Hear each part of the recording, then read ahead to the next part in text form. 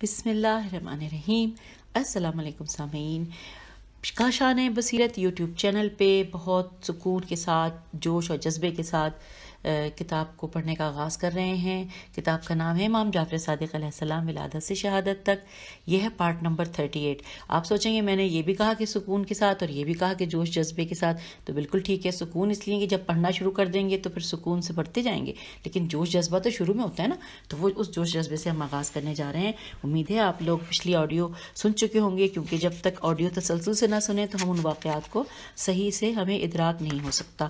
آئیے میں صرف اتنا بتا دوں کہ ہم نے حضرت زید علیہ السلام کے حوالے سے پہلے پڑھا یہاں پہ اس وقت کتاب میں، اس کے بعد پچھلی آڈیو میں ہم نے ان کی شہادت کے حوالے سے بہت ساری چیزیں ہم جان چکے ہیں، خلاصہ بحث بھی ہم نے پڑھ لیا۔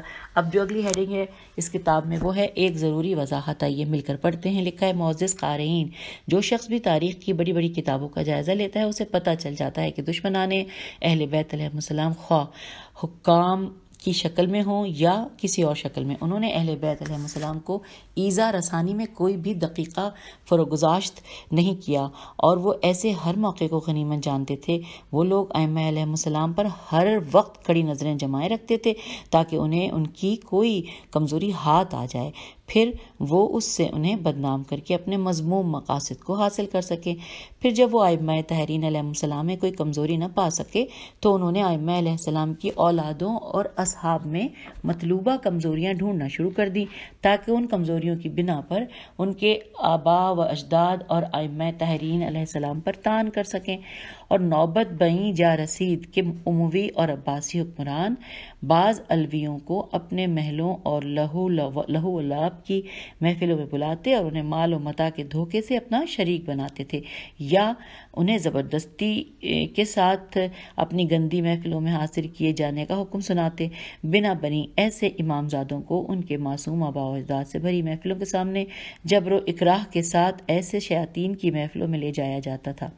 اسی لیے بعض ائمہ اہل بیت علیہ السلام بعض الویوں کو ایسے شیطان حکمرانوں کے پاس بیٹھنے اور ان کی محفلوں میں آنے جانے سے منع فرماتے تھے تاکہ اس طریقے سے وہ اپنے شیطانی اہداف کو حاصل نہ کر سکیں۔ پیج 529۔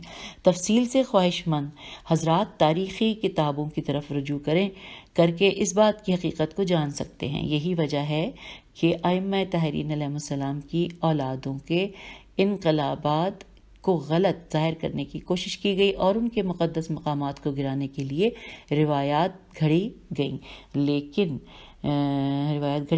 اللہ تعالیٰ علماء علم الرجال کو کروٹ کروٹ جنت نصیب کرے، جنہوں نے ان روایات کو گھڑنے والے دجالوں کے احوال کا حدود و اربا بیان کر کے اپنے حقیقی فریضے کو بڑے ہی احسن طریقے سے نبھایا۔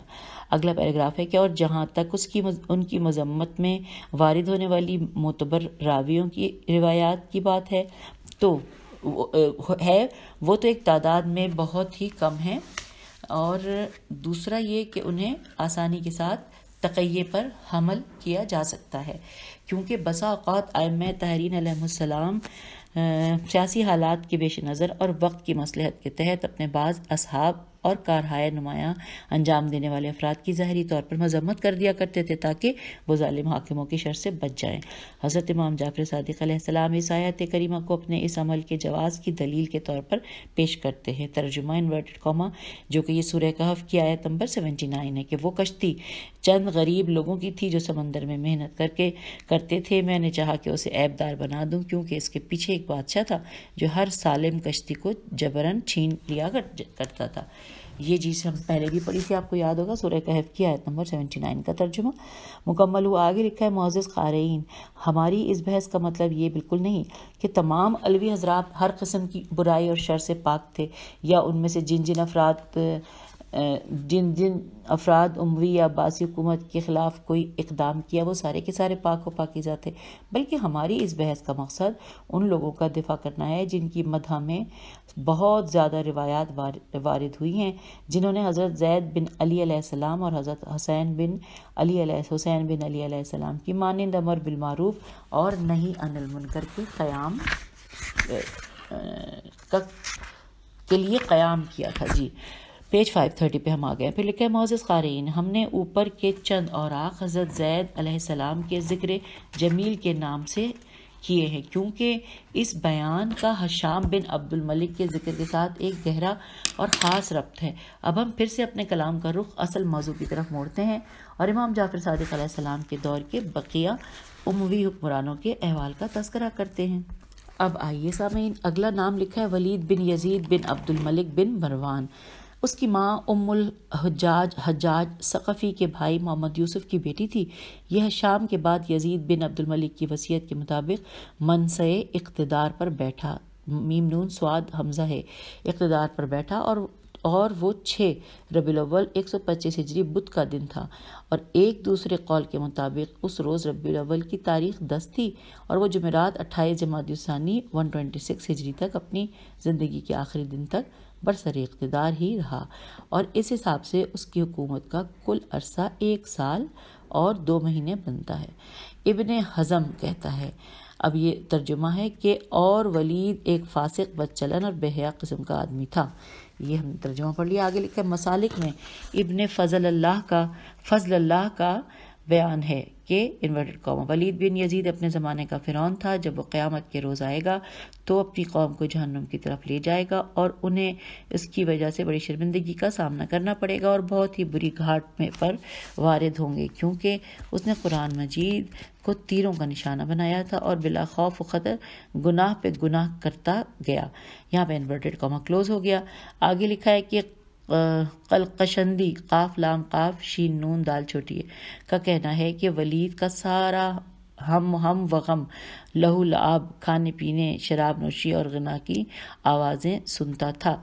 پھر لکھا ہے کہ ابن کثیر لکھتا ہے کہ یہ شخص علانیہ عین لام الف نون یہ علانیہ فحاشی کرنے والا تھا اور اس پر ضد کے ساتھ قائم رہتا تھا. یہ خدا کی حرمتوں کی ہتک کرتا تھا اور خدا کی نافرمانی سے ذرا نہ گھبراتا تھا اور بسا اوقات اس کے اور طور طریقے دیکھ کر لوگ اسے زندیق زینون دالی قاف اور قائل الخلال سمجھنا شروع ہو کر دیتے تھے. پیج 531. پھر اس پر بہت بڑی مصیبت ٹوٹی اور لوگوں نے اس کے چچا زاد یزید بن ولید کی قیادت کو تسلیم کرنا شروع کر دیا اور یزید بن امبسا عین نون بے سین ہے نے اس سے کہا کہ ہم تجھ سے ہمارے اپنے ساتھ ہونے والی زیادتیوں کا انتقام نہیں لیتے بلکہ ہم تو تجھ سے صرف خدا کی حرمتوں کو پامال کرنے شراب نوشی کرنے اپنے ماں باپ کی امہات اولاد کنیزوں سے نکاح کرنے اور امر الہی کو سبک جاننے کا انتقام لے رہے ہیں. اسے بروز جمعرات 28 جمادی الثانی 126 ہجری کو قتل کیا گیا. پھر اس کا سر یزید بن ولید کی خدمت میں پیش کیا گیا تو اس نے اسے پورے شہر میں گھمانے کا حکم صادر کر دیا. انہی دنوں یحییٰ بن زید علیہ السلام کو بھی قتل کیا گیا. انہوں نے اپنے نانا کی شہادت کے بعد کوفے میں خروج کیا تھا اور بعد میں خراسان چلے گئے تھے. حوالہ ہے الامام الصادق والمذاہب الاربعہ جلد نمبر 1 صفحہ نمبر 127. تو ہم نے یہ والا بھی مکمل کر لیا. اب ہم اگلی ہیڈنگ کی طرف جا رہے ہیں. اس کا نام ہے یزید الناقص. لکھا ہے 126 ہجری میں ولید کے قتل ہو جانے کے بعد یزید بن ولید بن عبد الملک بن مروان کرسی اقتدار پر متمکن ہوا اور اس نے اپنی زندگی کے آخری دن تک 5 ماہ اور 2 راتیں حکومت کی. اسے الناقص یہ انورٹڈ کاما میں ہے اس لیے کہا جاتا تھا کیونکہ اس نے لوگوں کے عطیات میں اس اضافے کو ختم کر دیا تھا جو ولید کے زمانے میں تھا اور وہ 10 کے حساب سے تھا. چنانچہ اس نے اسے ختم کیا پھر ختم کر کے وہی پرانا ہشام کے زمانے والا حساب جاری کیا. اگلی پیراگراف میں ہے کہ اس کے دور حکومت میں نظام سلطنت میں شدید اضطراب پیدا ہو گیا تھا اور مختلف شہروں کے والی ایک دوسرے سے اختلاف کرنے لگے تھے. اہل حمص ہے میم سواد باغی ہو گئے تھے. اہل فلسطین نے چڑھائیاں شروع کر دی تھی اور اہل یمامہ یہ میم الف میم ہے اور ان کے عامل کے مابین جنگ چھڑ گئی. لکھا ہے آگے کہ بالآخر یزید مر گیا اور اس نے کسی کے لیے بھی حکومت کی وصیت نہ کی.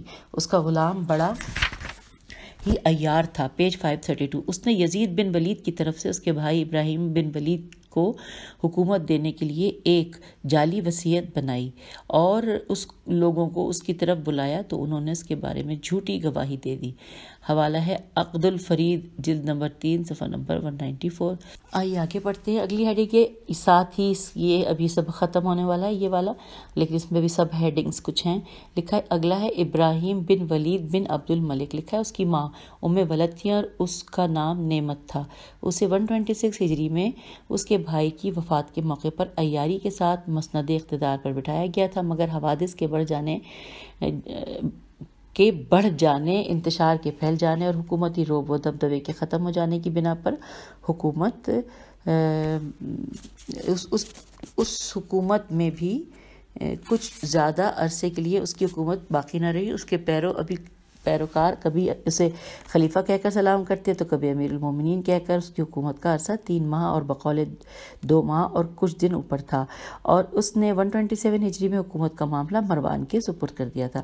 ایک قول یہ ہے کہ مروان نے اس پر قابو پا لینے کے بعد اسے قتل کر کے سولی پر چڑھایا اور اس کے تمام ساتھیوں کو تہہ تیغ کر دیا، اور ایک قول یہ بھی ہے کہ وہ چلتے ہوئے پانی میں غرق ہو گیا تھا، اسے اس میں مار دیا گیا۔ حوالہ ہے الامام الصادق والمذاہب الاربعہ جلد نمبر 1 اور صفحہ نمبر 131۔ اب آگے ہے اگلی ہیڈنگ ہے مروان الحمار، الف لام ہے میم الف رے۔ یہ مروان بن محمد بن مروان بن حکم تھا، اسے مروان الحمار کہا جاتا تھا۔ اس کی ماں ولد تھی اور اس کا نام لبابہ تھا۔ اس نے سفر سن 127 ہجری سے لے کر 13 ربیع الاول 132 ہجری تک حکومت کی، اور اسی دن اسے مصر کے علاقے بوسید بیواؤ سعودی رے میں قتل کر دیا گیا۔ یہ آخری اموی بادشاہ تھا۔ اس کے بعد اقتدار بنی عباس کے قبضے میں آ گیا اور امیوں نے شہروں میں تفرقہ کھڑا کر دیا، اور 91 سال اور 9 مہینے حکومت کرنے کے بعد اس کی سلطنت زوال کا شکار ہو گئی۔ اگلے پیراگراف میں لکھا ہے کہ بنی عباس کا سب سے پہلا حکم ابو العباس صفح سین فی الف ہے عبداللہ بن محمد بن علی بن عبداللہ بن عباس تھا۔ اس کی بیعت ماہ ربیع الاخر 132 ہجری میں کی گئی اور ذوالحج 136 ہجری میں اس کی وفات ہو گئی۔ حوالہ ہے الامام الصادق والمذاہب الاربعہ صفحہ نمبر 131۔ اب ہم آ گئے پیج نمبر 533 پر۔ لکھا ہے محترم قارئین، ہم نے آپ کی خدمت میں بنی امیہ کے حکمرانوں کی مختصر سی تاریخ پیش کی ہے۔ اس بحث کے درمیان آپ کو معلوم ہو گیا ہوگا کہ وہ نہ تو مسلمان کے انتخاب و شورا سے مسند اقتدار پر بیٹھتے تھے اور نہ ہی نس شرعی یا ان میں خلافت کی اہلیتوں کو دیکھتے ہوئے اس عظیم مرتبے پر فائز کیا گیا تھا، بلکہ اس کے لیے تو صرف سابقہ حاکم کا بعد والے کے لیے وصیت کر دینا ہی کافی تھا، اور مسلمانوں کو اس میں دوسری رائے ظاہر کرنے کا کوئی حق نہ تھا، بلکہ ان پر اسے تسلیم کرنا واجب تھا۔ بصورت دیگر انہیں خارجی فسادی مسلمانوں کے اتحاد کو توڑنے والا اور فتنہ کھڑا کرنے والا جیسے برے القابات سے یاد کیا گیا۔ سامعین، یہاں پہ ہم نے اب یہ چیپٹر مکمل پڑھ لیا ہے، شکر ہے الحمدللہ، آپ بھی پڑھ لیجئے۔ اب اگلا لکھا ہے 534 پہ جو ہم پڑھنے جا رہے ہیں، لکھا ہے مہدی علیہ السلام موعود کون ہے؟ میم واو عین واو دال، کون ہیں؟ اور آگے سوالیہ نشان ہے۔ لکھا ہے تاریخ میں ایسے بہت سے لوگ گزرے ہیں جن کے نام عبداللہ تھے، اور اسی طرح ان میں سے بہت سوں کے بیٹوں کے نام محمد تھے، چنانچہ ان کے بیٹے محمد بن عبداللہ کہلاتے تھے۔ ایسے ہی لوگوں میں سے ایک حضرت عبداللہ بن حسن المثنی علیہ السلام ہیں جنہوں نے اپنے ایک بیٹے کا نام محمد رکھا تھا۔ اسی طرح منصور دوانیخی کا نام بھی عبداللہ تھا اور اس نے بھی اپنے ایک بیٹے کا نام محمد رکھا تھا۔ ممکن ہے آج کے دور میں بھی ہزاروں ایسے لوگ ہوں جن کے اپنے نام عبداللہ اور جن کے بیٹوں کے نام محمد ہوں۔ معزز قارئین، اس مختصر سے مقدمے کو اپنے ذہن میں رکھیں تاکہ آپ آنے والی بحث کے نتیجے تک پہنچ جائیں۔ حضرت امام مہدی علیہ السلام امت مسلمہ کے مابین ایک مشہور شخصیت ہیں۔ ان کے بارے میں رسول خدا صلی اللہ علیہ وآلہ وسلم سے بہت سی احادیث نقل ہوئی ہیں، اور ان میں سے بعض احادیث میں امام علیہ السلام کے نسب مبارک کی صراحت بھی موجود ہے کہ آپ حضرت امام علیہ السلام کی ذریت میں سے ہوں گے۔ آگے لکھا ہے بعض روایات میں اس سے بھی زیادہ صراحت موجود ہے کہ آپ حضرت امام حسن بن علی بن محمد بن علی بن موسیٰ بن جعفر بن باقر بن علی زین العابدین بن حسین بن علی بن ابی طالب علیہ السلام کے فرزند ہیں، لیکن رسول خدا صلی اللہ علیہ وآلہ وسلم اور ائمہ ہدی علیہم السلام کی ان تمام تصریحات کے باوجود بھی بعض ایسی مجہول حدیث کے پیچھے پڑ جاتے ہیں جس کے نہ کسی مصدر کا کوئی پتہ ہے اور نہ کسی اصل کی کوئی خبر ہے۔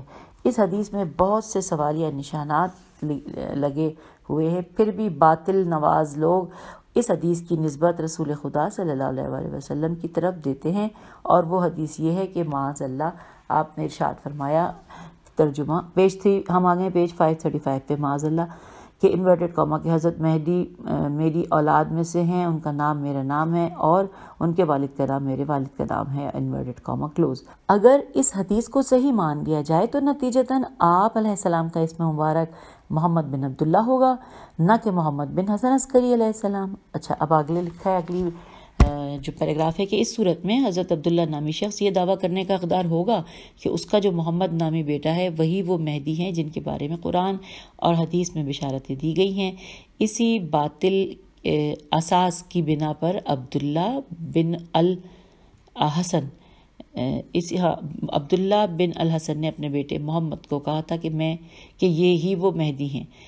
تاریخ کی سب سے فاش غلطی یہ ہے کہ منصور دوانیقی نے اپنے بیٹے کا نام محمد رکھا اور اس سے مہدی آخر زمان سمجھنے لگا، حالانکہ وہ رسول اللہ صلی اللہ علیہ وآلہ وسلم کی ذریت میں سے نہ تھا، لیکن چونکہ خود اس کا نام عبداللہ تھا اس لیے وہ اپنے بیٹے کے مہدی ہونے کا قائل تھا، اور بالائے لطف یہ کہ منصور نے اپنے بیٹے کو مہدی برحق سمجھ کر خود بھی اس کی بیعت کی تھی۔ معزز قارئین، ہم نے مختصر سا مقدمہ اس لیے ذکر کیا ہے تاکہ آپ آنے والی فصل میں معتمر الابواء اور محمد بن عبداللہ المعروف نفس زکیہ سے متعلقہ بیان کو آسانی کے ساتھ سمجھ سکیں۔ تو سامعین، یہ ہم نے پڑھ لیا، اور اب ہم پیج نمبر 536 پر آ گئے ہیں، جہاں پہ نئی ہیڈنگ ہمارے سامنے ہے جو کہ لکھا ہے کہ معتمر میم واو پہ حمزہ ہے، معتمر الابواء، اور آگے بریکٹ میں لکھا ہے یعنی مہدی علیہ السلام موعود مقرر کرنے کے لیے ابواء میں ہونے والی مشاورتی اجلاس۔ یہ اجلاس پڑھنا بہت ضروری ہے۔ خیر ویسے تو کتاب کا ہر لفظ ضروری ہے، لیکن یہ ایک تاریخی اہمیت رکھتا ہے۔ آئیے ہم مل کر پڑھتے ہیں۔ لکھا ہے ابواء، اور یہ ابوا کا ورڈ انورٹڈ کاما میں ہے، مکے اور مدینے کے درمیان ایک جگہ کا نام ہے۔ یہ مدینے سے 30 میل کے فاصلے پر واقع ہے، اور رسول خدا صلی اللہ علیہ وآلہ وسلم کی والدہ حضرت آمنہ بنت وہب علیہ السلام کی قبر اطہر بھی اسی مقام پر ہے۔ بنی امیہ کی حکومت کے خاتمے کے بعد علویوں اور عباسیوں میں سے انقلاب لانے والے اس مقام پر خلیفہ کے انتخاب کے سلسلے میں جمع ہوئے، اور تاکہ اس سے وہ ایک عادلانہ طریقہ حکومت کی بنیاد رکھ سکے۔ یہ اموی خلیفہ ولید بن یزید بن عبد الملک بن مروان کے قتل کیے جانے کے بعد کا وقت تھا۔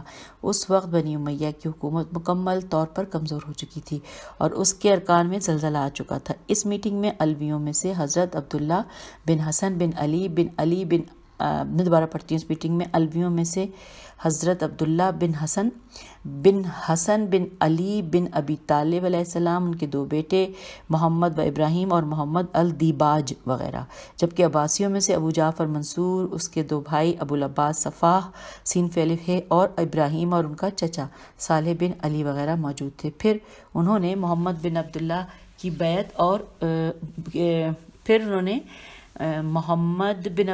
بیعت اور اسے خلیفہ بنانے پر اتفاق کر لیا، اور یہ سمجھ لیا کہ یہی مہدی علیہ السلام موعود ہے۔ میم واو عین واو دال ہے۔ اب ہم ذیل میں اس موضوع سے متعلقہ ایک مورخ کے بیان کو قلم بند کرتے ہیں۔ کتاب مقاتل الطالبین میں آیا ہے کہ بنی ہاشم میں سے کچھ افراد نے مقام ابوا میں ایک اجتماع کیا۔ ان میں ابراہیم صفاح بن محمد بن علی بن عبداللہ بن عباس، ابو جعفر منصور، صالح بن علی، عبداللہ بن حسن علیہ السلام، ان کے 2 بیٹے محمد ابراہیم اور محمد بن عبداللہ بن عمرو بن عثمان شامل تھے۔ اب یہ میں نے سب نام پڑھ دیے۔ اب اگلا ہم آگئے پیراگراف پہ کہ 537 پہ یہاں پہ لکھا ہے صالح بن علی نے کہا تم لوگ جانتے ہو کہ سب لوگوں نے تم پر اپنی نظریں جما رکھی ہیں اور آج خدا نے تمہیں یہاں اکٹھا کر دیا ہے، لہٰذا تم اپنے میں سے کسی قابل شخص کی بیعت کر لو اور اس پر یقین رکھو حتیٰ کہ خدا تمہیں فتح دے، اور وہ سب سے بہتر فتح دینے والا ہے۔ آئیے آگے بڑھتے ہیں۔ اس پر عبداللہ بن الحسن نے خدا کی حمد و ثنا کے بعد کہا تم جانتے ہو کہ میرا یہ بیٹا ہی وہ مہدی ہے، تو آؤ اس کی بیعت کریں۔ عبداللہ کی بات سن کر ابو جعفر منصور کہنے لگا تم کس لیے خود کو دھوکے میں ڈال رہے ہو؟ خدا کی قسم تم جانتے ہو کہ میرے بیٹے محمد بن عبداللہ جیسا لمبی گردن والا اور حاضر جواب کوئی بھی نہیں ہے۔ لوگوں نے کہا خدا کی قسم اے منصور تم سچ کہتے ہو، اسے ہم بڑی اچھی طرح جانتے ہیں۔ اس پر سب لوگوں نے اس محمد ان بریکٹ ہے کی بیعت کی اور اس کے ہاتھ پر ہاتھ رکھے۔ عیسیٰ کہتا ہے میرے والد کے پاس عبداللہ بن الحسن کا قاصد آ کر کہنے لگا کہ ہماری طرف آؤ۔ ہم ایک امر پر جمع ہونے لگے اور اس کو حضرت جعفر بن محمد علیہ السلام کی طرف بھی بھیجا گیا۔ اگلے پیراگراف میں لکھا ہے کہ عیسیٰ نے اسی طرح ہی بیان کیا ہے، جبکہ عیسیٰ کے علاوہ دوسرے لوگ کہتے ہیں کہ عبداللہ بن الحسن نے یہ رائے پیش کرنے والوں کو یہ جواب دیا ہم حضرت جعفر علیہ السلام کو بلانا مناسب نہیں سمجھتے، کہیں اور تمہارے اس کام میں فساد کھڑا نہ کر دیں، کہیں وہ تمہارے اس کام میں فساد کھڑا نہ کر دیں۔ آگے لکھا عیسیٰ کہتا ہے کہ یہ پیغام ملنے پر میرے باپ نے مجھے اور حضرت امام جعفر صادق علیہ السلام نے محمد بن عبداللہ ارقط الف ر قاف توئے بن علی بن حسین کو بھیجا۔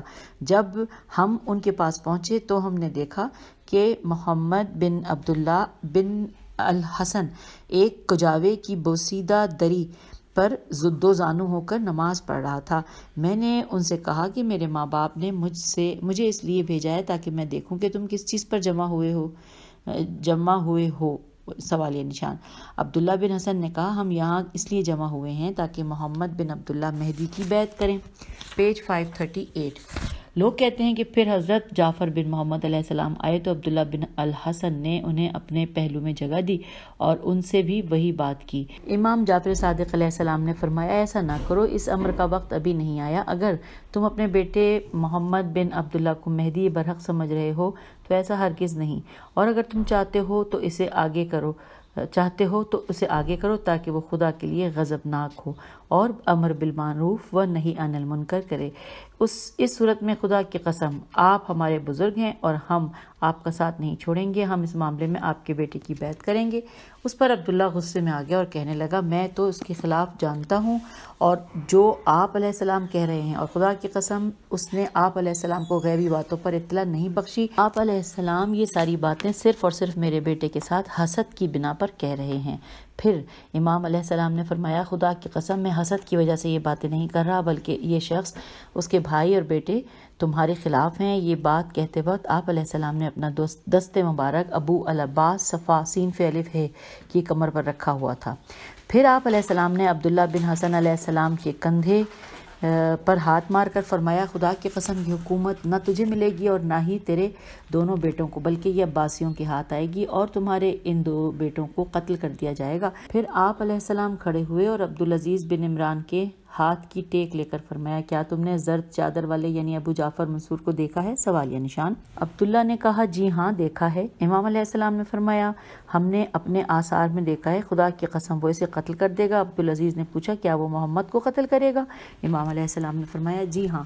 پیج 539 عبدالعزیز کہتا ہے کہ میں نے اپنے دل میں کہا کہ رب کعبہ کی قسم امام علیہ السلام اس سے حسد کی وجہ سے ایسا کہہ رہے ہیں، لیکن خدا کی قسم میں نے اپنی زندگی میں ہی ان دونوں کا قتل کیا جانا دیکھا ہے۔ عبدالعزیز کہتا ہے کہ جب امام علیہ السلام نے یہ بات کی تو لوگ منتشر ہو کر چلے گئے اور اس کے بعد جمع نہ ہوئے۔ جب یہ بات عبدالصمد اور ابو جعفر منصور کے کانوں میں پڑی تو وہ دونوں امام علیہ السلام کے پیچھے پیچھے چلے گئے اور امام علیہ السلام کے پاس پہنچ کر کہنے لگے اے ابو عبداللہ کیا آپ علیہ السلام نے یہ بات کہی ہے؟ امام علیہ السلام نے فرمایا جی بالکل میں نے کہی ہے اور خدا کی قسم میں ایسے جانتا ہوں۔ حوالہ ہے مقاتل الطالبین اور صفحہ نمبر 140۔ پھر اگلے پیراگراف میں لکھا ہے کہ علی بن عمرو نے ابن داہا دال الف ہے سے بیان کیا ہے کہ حضرت امام جعفر صادق علیہ السلام نے عبداللہ بن حسن کے پاس جا کر فرمایا خدا کی قسم یہ امر، بریکٹ میں لکھا ہے حکومت، نہ تیرے حصے میں آئے گا اور نہ ہی تیرے بیٹوں کے حصے میں آئے گا، یہ اس صفا سین فے الف ہے، پھر منصور اور پھر اس کے بیٹوں کے حصے میں آئے گا اور انہی میں رہے گا حتیٰ کہ یہ اپنے بچوں کو امیر بنائیں گے اور اپنی عورتوں سے حکومت کے معاملات میں مشاورت کریں گے۔ یہ سن کر عبداللہ کہنے لگا خدا کی قسم اے جعفر، اس نے آپ علیہ السلام کو اپنے عیب پر مطلع نہیں کیا، بلکہ آپ علیہ السلام محض میرے بیٹے کے ساتھ حسد کی وجہ سے ایسا کہہ رہے ہیں۔ امام علیہ السلام نے فرمایا خدا کی قسم میں تمہارے بیٹے کے ساتھ حسد کی وجہ سے یہ بات نہیں کہہ رہا، بے شک یہ ابو جعفر اسے تیل کے پتھروں پر مار دے گا، پھر اس کے بعد اس کے بھائی کو تفوف توئے فے وافے میں قتل کر دے گا اور اس کے گھوڑے کے پاؤں پانی میں ہوں گے۔ پھر امام علیہ السلام غصے کے عالم میں اٹھے اور اپنی چادر کو سنبھال کر چل پڑے۔ آپ علیہ السلام کے پیچھے پیچھے ابو جعفر منصور بھی چل پڑا اور آپ علیہ السلام کے پاس جا کر کہنے لگا اے ابو عبداللہ، آپ علیہ السلام جانتے ہیں آپ علیہ السلام نے کیا کہا ہے؟ امام علیہ السلام نے فرمایا خدا کی قسم میں اسے جانتا ہوں اور یہ ہونے والا ہے۔ پیج 540 ابن داہا کہتا ہے ایک شخص جو ابو جعفر منصور کی باتیں سن رہا تھا اس نے مجھے آ کر بتایا کہ منصور یہ کہہ رہا ہے، پھر میں واپس آ گیا اور اس ایک مالک کی طرح اپنے عاملوں کو ترتیب دینے لگا اور اپنے امور کو سنبھالنے لگا۔ حوالہ ہے مقاتل الطالبین صفحہ نمبر 172۔ اب لکھا ہے معزز قارئین، ہم انشاءاللہ آنے والی فصل میں محمد بن عبداللہ بن حسن نفس زکیہ کے بارے میں بات کریں گے۔ آئیے سامعین اب اگلے صفحے پر یعنی پیج نمبر 541 پر اگلا نیا سبق کہہ دوں، ہیڈنگ کہہ دوں یا چیپٹر کہہ دوں، جس کا جو لکھا ہے کہ حضرت امام جعفر صادق علیہ السلام اور بنی عباس۔ آئیے اس حوالے سے کیا معلومات ہم تک پہنچیں گی جانتے ہیں۔ جب بنی امیہ کی حکومت کے ختم ہونے کے آثار رونما ہوئے تو عباسیوں نے پوری طاقت سے کرسی اقتدار کی جانب قدم بڑھانے شروع کر دیے۔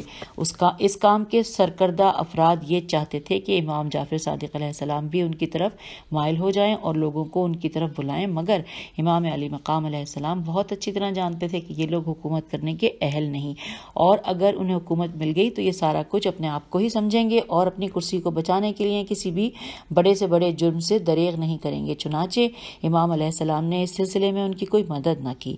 مزید برآں امام علیہ السلام نے انہیں اپنی حکومت کے دور میں ظلم و تعدی کرنے سے پہلے آگاہ کر دیا تھا، جیسا کہ حماد بن عثمان نے امام جعفر صادق علیہ السلام سے نقل کیا ہے۔ آپ علیہ السلام نے ارشاد فرمایا جو کوئی مرداس کے بیٹوں کے قریب جائے گا وہ اسے کافر بنا دیں گے، جو ان سے دور ہوگا وہ اسے فقیر کر دیں گے، جو ان سے دشمنی رکھے گا وہ اسے قتل کر دیں گے، جو ان سے بچنے کی کوشش کرے گا اور جو ان سے بھاگے گا وہ اسے پکڑ لیں گے، اور اسی طرح ان کی حکومت کا خاتمہ ہو جائے گا۔ حوالہ ہے اصول کافی جلد نمبر 8 صفحہ نمبر 341 اور حدیث ہے 539۔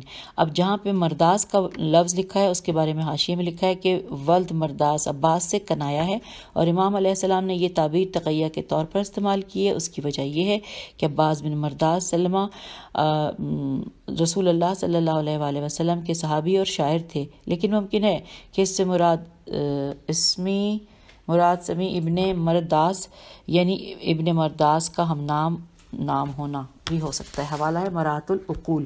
اور اب ہم آگے ہیں پیج نمبر 542 پہ لکھا ہے کہ اب ہم ذیل میں وہ بات ذکر کرنے لگے ہیں جو امام علیہ السلام اور عباسی انقلاب کی اہم شخصیات کے مابین اس انقلاب سے شروع میں ہوتی تھیں۔ نہیں، لفظ یہاں پر ہے کہ اس انقلاب کے شروع میں ہوئی تھیں، جیسا کہ ہم بعد میں ان کی حکومت حاصل کرنے سے پہلے اور بعد کے کچھ مناظر بھی آپ احباب کے سامنے لانے کی کوشش کریں گے۔ سامعین اگلی ہیڈنگ ہے سب ہیڈنگ ابو سلمہ الخلال۔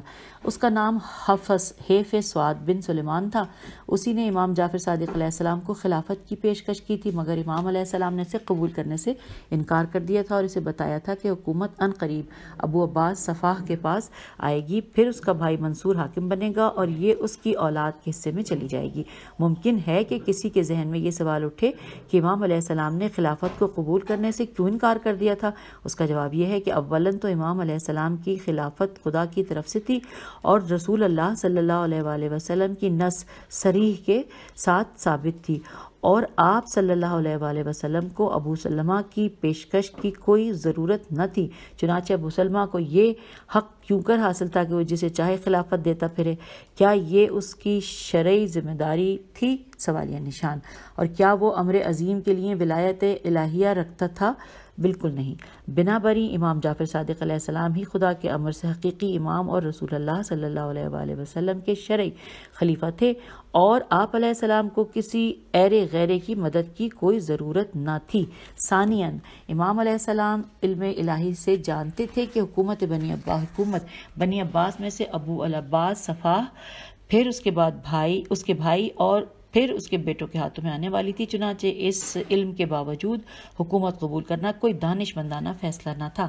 ثالثاً، امام علیہ السلام یہ بھی جانتے تھے کہ یہ لوگ اس طریقے سے آپ علیہ السلام کو اپنی حکومت کرنے کا ذریعہ بنانا چاہتے تھے، کیونکہ ان کی نظر میں یہ بات تھی کہ آپ علیہ السلام کو لوگوں میں ایک نمایاں حیثیت حاصل ہے، بعض لوگ آپ کی امامت کے معتقد ہیں اور بعض آپ کو ایک صالح و عبادت گزار انسان کی حیثیت سے جانتے تھے۔ پیج 543۔ بنا بری جب آپ علیہ السلام بھی کرسی اقتدار کے طلبگاروں کی فہرست میں شامل کرا دیں گے تو ہر کوئی آپ علیہ السلام کو حاکم ماننے پر تیار ہو جائے گا اور آپ کی حکومت محکم ہو جائے گی۔ پھر بنو عباس آپ علیہ السلام پر چڑھائی کر کے آپ کو قتل کر دیں گے اور نظام سلطنت پر خود قابض ہو جائیں گے۔ تو یہاں پر اس سے آگے کیونکہ سلسلہ چل رہا ہے سامعین، ہم یہاں پہ روک دیتے ہیں اور ریڈنگ انشاءاللہ اس پیراگراف کو دوبارہ پڑھ کے اگلی ریڈنگ کے ساتھ ملا لیں گے۔ خدا حافظ، فی امان اللہ۔